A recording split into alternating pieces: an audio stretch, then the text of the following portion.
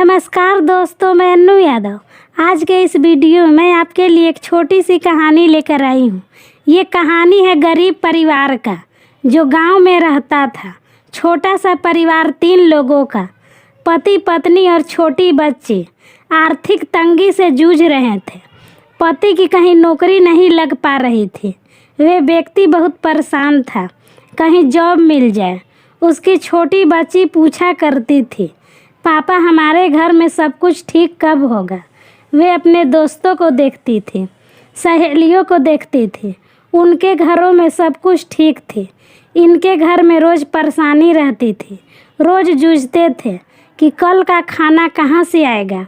उसके पिता उसका हौसला बढ़ाने के लिए रोज़ उसे अपने घर से बाहर ले जा करके एक दूर पहाड़ था, उसे दिखा करके कहते थे, बेटा वो जो पहाड़ है ना, वहाँ ऊपर वाला रहते हैं, उनसे प्रार्थना करो, वे सब कुछ ठीक कर देंगे।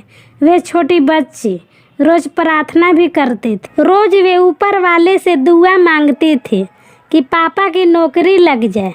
कमाल ये हुआ, सेना में पापा की जॉब लग गई, सेना में भर्ती हो गए, घर में मिठाई बटी। उनको लगा कि अब सब कुछ ठीक हो जाएगा। लेकिन कुछ दिनों में इस राज्य पर दूसरे राज्य ने आक्रमण कर दिया। अब जो सैनिक पिता थे, उन्हें युद्ध लड़ने के लिए जाना था। अपने परिवार का प्यार लेकर रवाना हो रहे थे। छोटी बच्ची अपने पिता की गले लगी हुई थी और कह रही थी कि पापा मत जाओ, मैं बुरी हूँ जो आपके लिए ऐसी नौकरी मांग ली जिसमें आपके जान पर बनाई। आप युद्ध पर मत जाओ, हमारे साथ रहो। बहुत कुछ उस बच्ची ने कहा। उसके आंखों में आंसू थे। उसके पिता ने कहे, नहीं बेटा, अब तो जाना होगा इस राज के लिए। अपनी जान भी चली जाए तो कौन सी बड़ी बात है। वे ये सब कह रहे थे और छोटी बच्ची रो रही थी। तभी उस बच्ची ने कहा, पापा बस एक काम कर देना, वो जो ऊपर वाला वहाँ पहाड़ पर रहता है ना, उसको मेरी एक चिट्ठी दे देना। बस इतना सा काम मेरे लिए कर देना। उसके पिता हल्के से मुस्कुराए कि बच्ची ने वाकई में मान लिया कि पहाड़ पर ऊपर वाला रहता है। वे चिट्ठी अपने बैग में रखकर सैनिक रवाना हो गया। अपने बाकी सैनिक साथियों से मिला और वे टुकड़ी जो थी युद्ध के लिए निकल गई।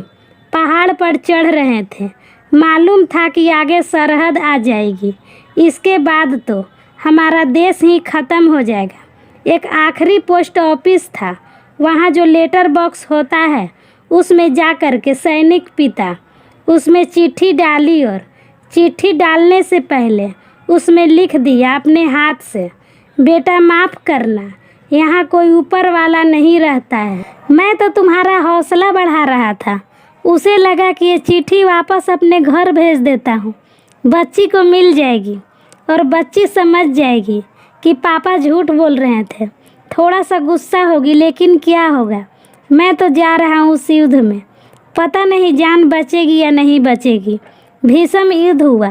2-3 महीने तक युद्ध चला। एक एक करके सैनिक मरते जा रहे थे। उस गांव में खबर फैल गई। वो टुकड़ी ख़त्म हो गई, वही टुकड़ी जिसमें इस बच्ची के पापा गए थे। घर में शोक का माहौल था, दुख का माहौल था, मातम था। बच्ची बहुत रोई कि ये क्या कर दिया ऊपर वाले, आपने तो मेरे पिता को मुझसे छीन लिया। 3-4 महीने बाद एक व्यक्ति आकर के घर के दरवाज़ा पर खड़ा हुआ। पतला दुबला सा, हाल बेहाल, फटे हाल, ऐसा लगा बहुत किसी ने मारा है।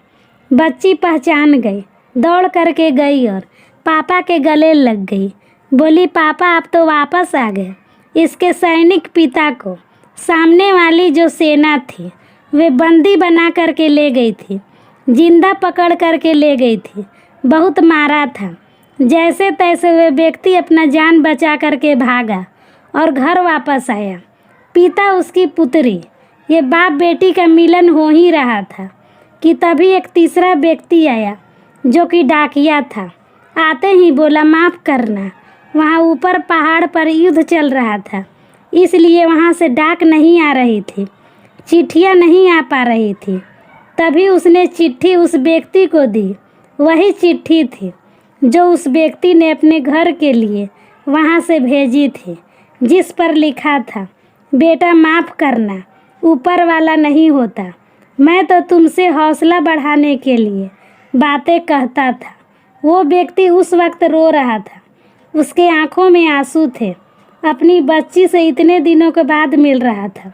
उसी इमोशनल लम्हे में उसने चिट्ठी खोली और पढ़ना चाहा कि बेटी ने क्या मांगा था।